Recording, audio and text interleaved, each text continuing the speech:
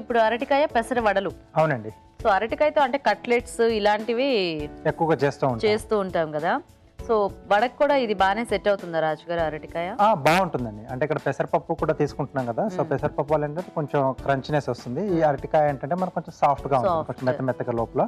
So ఆ రెండు మనకు తెలుస్తూ ఉంటాయి. Okay okay. మరి అరటికాయ పెసర వడలు తయారీకి కావాల్సిన పదార్థాలు ఏంటో ఇప్పుడు చూద్దాం. అరటికాయ పెసర వడలు తయారు చేయడానికి కావాల్సిన పదార్థాలు: అరటికాయ 1, నానబెట్టిన పెసరపప్పు 1 కప్పు, శనగపిండి 2 టేబుల్ స్పూన్లు, ఉప్పు తగినంత, తరిగిన పచ్చిమిరపకాయలు 2, తరిగిన కరివేపాకు కొద్దిగా, తరిగిన అల్లం 1 టీ స్పూన్, జీలకర్ర 1 టీ స్పూన్, నూనె డీప్ ఫ్రైకి సరిపడా. స్టార్ట్ చేద్దామా రాజు గారు? ఓకేనండి. సో ఇక్కడ అరటికాయని ఏంటంటే నేను ఉడికించేసి తొక్క తీసి మెది పెట్టేసానండి. ఓకే, సో ముందుగా ఇది మనం రెడీ చేసి పెట్టేసుకోవాలి. సో ఇప్పుడు మనం నానబెట్టిన పెసరపప్పుని మిక్సీ పట్టేసి కచ్చాపచ్చగా పేస్ట్ రెడీ చేసుకోవాలి. ఓకే.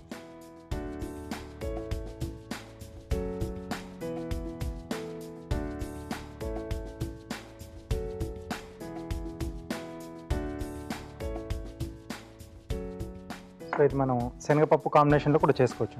సో ఆ టేస్ట్ కొంచెం మనకు డిఫరెంట్గా వస్తుంది.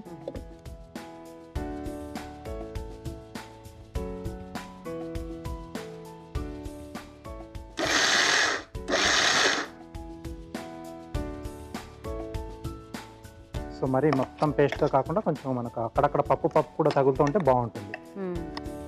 పచ్చా పచ్చాగా చేసుకోవాలి. అవునండి.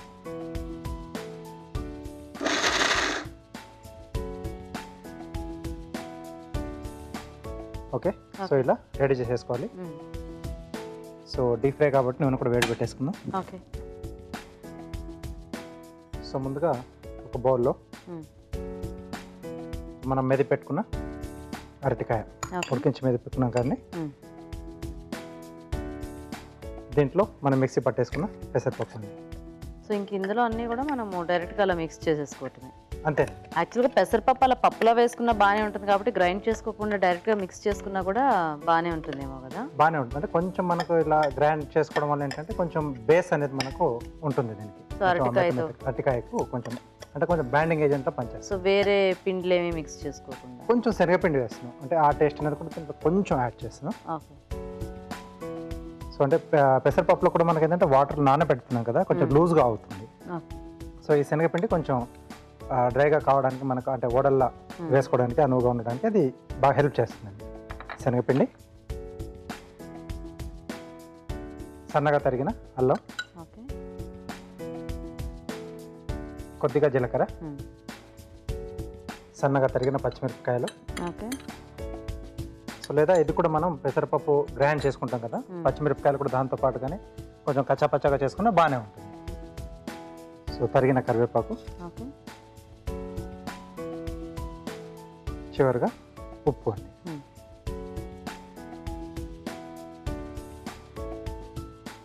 సో ఇదంతా బాగా కలిపేసుకోవాలి. ఇంకా వాటర్ ఏం అవసరం ఉండదేమో కదా దీనికి? అవసరం ఉండదు. మనం అంటే మనం అరటికాయ ఉడికించుకున్నాం, పెసరపప్పు కూడా నానబెట్టేసుకున్నాం కాబట్టి అది సరిపోతుంది. ఆ తడి అంతా కూడా దీనికి మిక్స్ చేసుకోవడానికి సరిపోతుంది.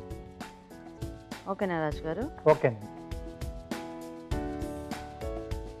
సో ఇప్పుడు దీన్ని మనం కొద్దిగా తీసుకొని వడల్లా వచ్చేసుకొని డీప్ ఫ్రై చేసేసుకోవాలి. సో చేతిలో ఈజీగా వస్తుంది అనుకుంటే మనం అరిచే పైన చేసేసుకోవచ్చు. సో లేదంటే అరిటాకు కానీ సో పేపర్.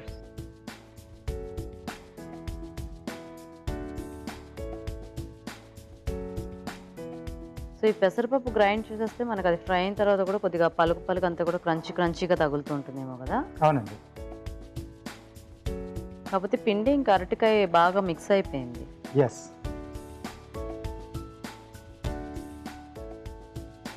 ఓకే అండి. సో ఇలా మనకి ఎన్ని కావాల్సిందని మనం రెడీ చేసేసుకోవచ్చు.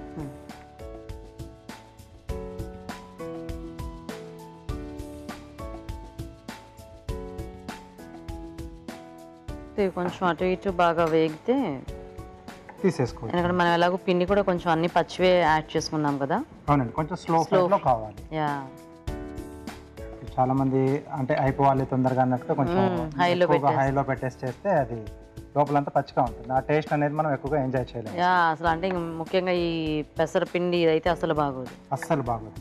ఓకే, సో కొంచెం లైట్గా ఫ్రై అయిన తర్వాత ఆటోమేటిక్గా కొంచెం అలా పైన ఫ్లోట్ అవుతుంది. యా, సో కార్వింగ్ స్టార్ట్ చేస్తారా రాజు గారు? ఓకే, సో రాడిష్ బీట్రూట్ కాంబినేషన్లో ఫ్లవర్ చేస్తున్నాయండి.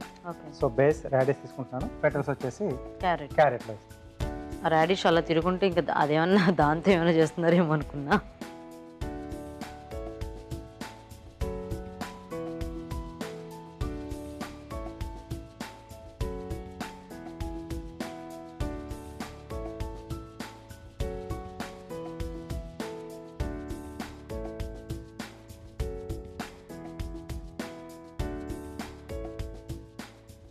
ఓకే, మధ్యలో కొంచెం రౌండ్ షేప్లో చేస్తున్నాను.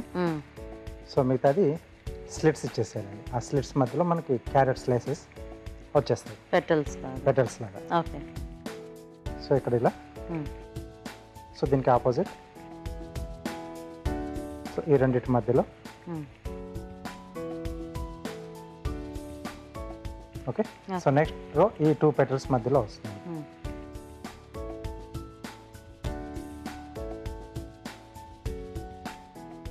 నెక్స్ట్ ఈ రెండింటి మధ్యలో.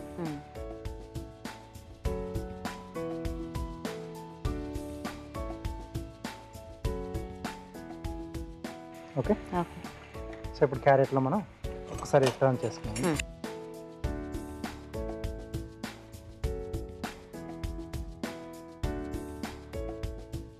సో క్యారెట్ నుంచి రౌండ్ స్లైసెస్ కట్ చేసుకున్నాం. ఓకే,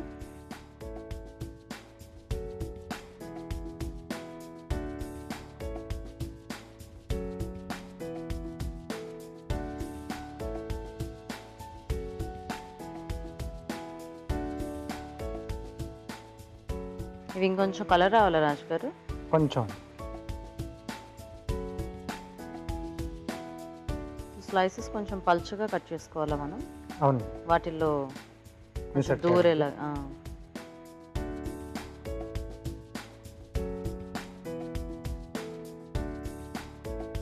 సో ఇవి చూడండి, తీసేసుకోవచ్చు.